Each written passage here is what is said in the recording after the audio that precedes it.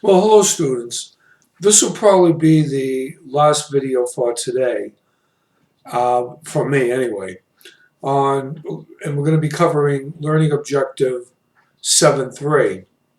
And that is basically to explain how companies with different business strategies are best served by having different operations capabilities. So let's first talk about a business strategy as the driver of operations. And of course, follow along with your PowerPoints and with your book if you have it. Companies go about selecting the kind of production that is best for their business based on the firm's larger business strategy. And essentially, we talked about that mission, strategic goals. They aim to adopt the kind of production that achieves that strategy in the most efficient way possible. There are many different phases of production operations. For example, every company identifies a strategy that it can use for winning customer orders, and such strategies often include quality, lower prices, we all look for bargains, flexibility, and dependability. So, business strategy determines operations capabilities. Operations capability refers to the activity or process that production must do especially well to do what? Outperform the competition. We don't want customers going to our competitors, we want them coming back to us. And then they're also expanding into additional capabilities, which means that over time, firms that do very well learn how to achieve more than just one competence.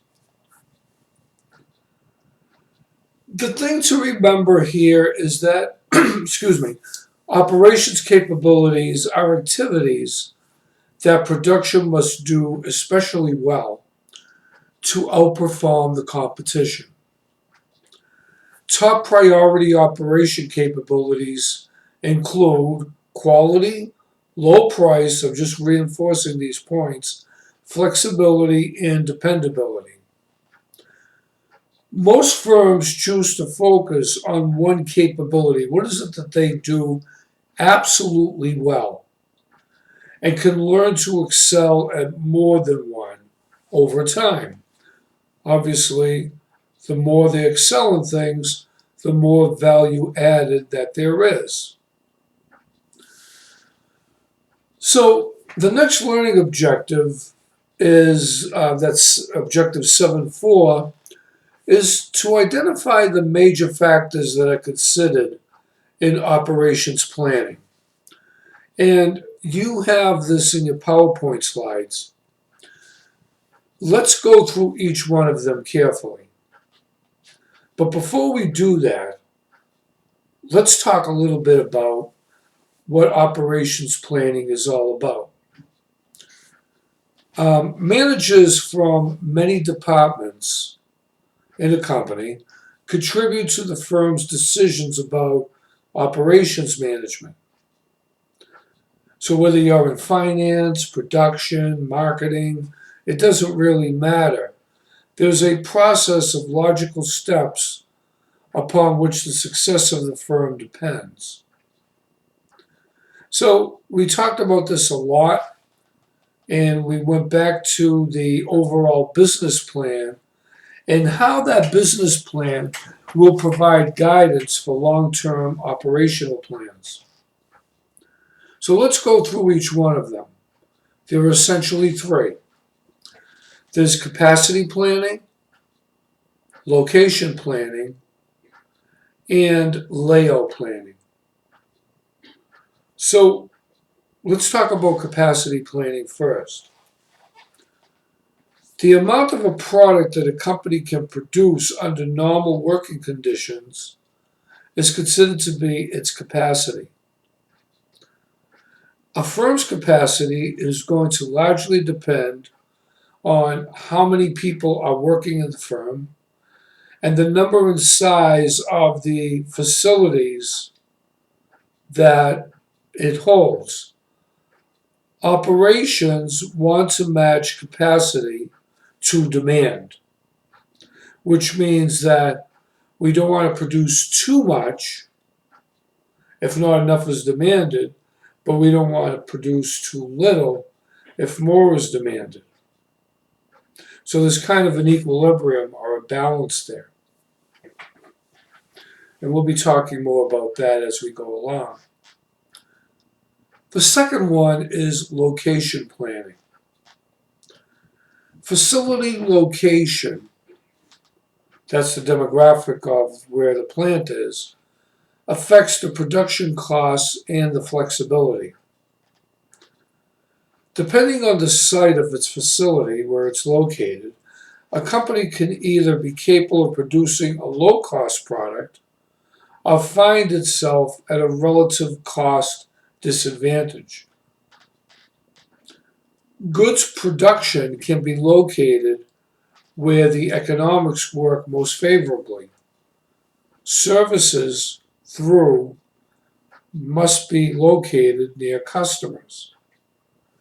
So if customers can't get their products on time, or if they can't get them to their specifications, they're not going to go back to the facility to buy more of them. Then finally, there is what we refer to as layout planning. And layout planning is the physical location of the floor plan. It determines whether firms can respond quickly and efficiently to customer requests for additional or different products, or they may find themselves unable to match competitors' speed and convenience. So we're always looking at what our competition can and can't do. So we'll break it down even further. In the layout planning, there are three things: process layouts, product layouts, and fixed position layouts. Starting with process layouts, in a process layout, equipment and people are grouped according to their function. This type of layout works especially well in order to make shops to-order shops, that's custom-made shops, available because of their flexibility advantage. In other words, if you want to get something custom-made, where normally if you were to have it made standardly and then shipped to the retailer, it might take 3 or 4 weeks. But if you have something custom made, it could be as long as 6 months to a year, depending on what it is you're having made. When we talk about product layouts, in a product layout, one type of product is produced in a fixed sequence and is arranged according to its production requirements. It is efficient for large volume, made-to-stock operations that mass-produce products quickly, often by use of an assembly line. Because standard, bang, bang, bang, they send things out one at a time. While it's advantageous, this type of product layouts, while it's advantageous for large volume production, a disadvantage is inflexibility when changes are required. For example, automobiles, they must produce hundreds, thousands, millions of them, say like for Toyota or Chrysler or whatever the company is, Ford. But then when there's a recall, it's mass chaos because they got to make changes and problems that they didn't know were there when they first started out mass producing these things. And then finally, we have what's referred to as fixed position layouts. And a fixed position layout is necessary when, because of size, shape, or any other reason, managers cannot move the service to another production facility. So when we talk about quality planning,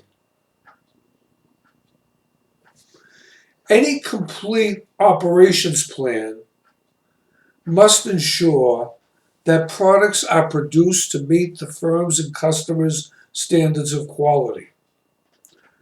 The combination of characteristics of a product or service that bear on its ability to satisfy stated or implied needs is essential. In this particular instance, when we're talking about quality planning, performance refers to how well the product does what it's supposed to do. Consistency refers to the sameness of product quality from unit to unit. So the product has to keep performing well over and over again with the same consistency, because that is what really customers expect. Then we have methods planning. In operation systems, methods improvement refers to methods implemented to reduce waste and inefficiency. If we have too much waste, we're going to be cutting into our profitability margins substantially. Can't afford to have that. So there are two things when we talk about methods planning that we should be considering. The first thing is we want to improve process flows. And that means we've got to put together a flow chart that is helpful in identifying the sequence of production activities, the movements of the materials, and the work performed at each stage of the process. Now, I want you to think about that when we talk about methods planning, because each stage of the process is so important. And it's important for us to realize how we become so inefficient when we are not on top of each stage of the process. Okay, so just hold on one second.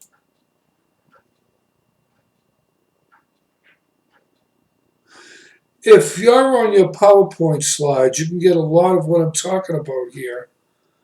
Where you see the flow chart on operations planning and control in your slide. I think it's slide 21.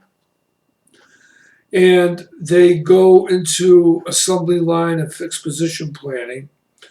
And then if you go to slide 24, they give you a process layout for a service provider. And that really gives you a good idea of what that looks like. Okay? So, give me a second here. If you look for that process layout for a service provider on 24, it's figure 7-5. And it gives an example of a patient flow for one customer. And you can see how the process layout works for our medical clinic. I think you'll find that slide really quite useful here. Okay, so when we're talking about improving process flows, The process flow chart is helpful to identify the sequence of production activities, the movement of materials, and the work performed in each stage of the process. So when improving customer service can be improved at various stages along the process flowchart. So some of the takeaways here that you want to, before I end the session, that you want to look at and reinforce is that operations planning includes capacity planning, location planning, layout planning, quality planning, and methods planning. Be sure to understand that capacity refers to the amount of a product a company can produce under normal conditions.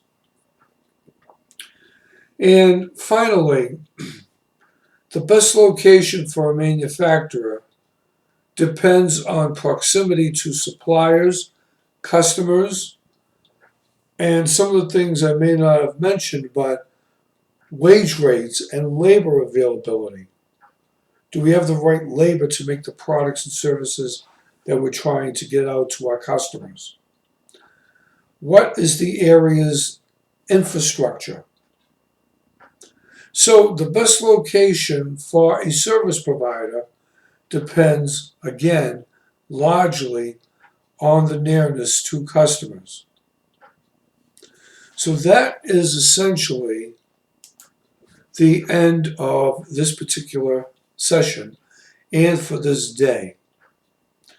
And what is going to follow tomorrow is going to be 2 threads that I've already talked to you about, but I'll reiterate how to do that you need to complete by the end of the day.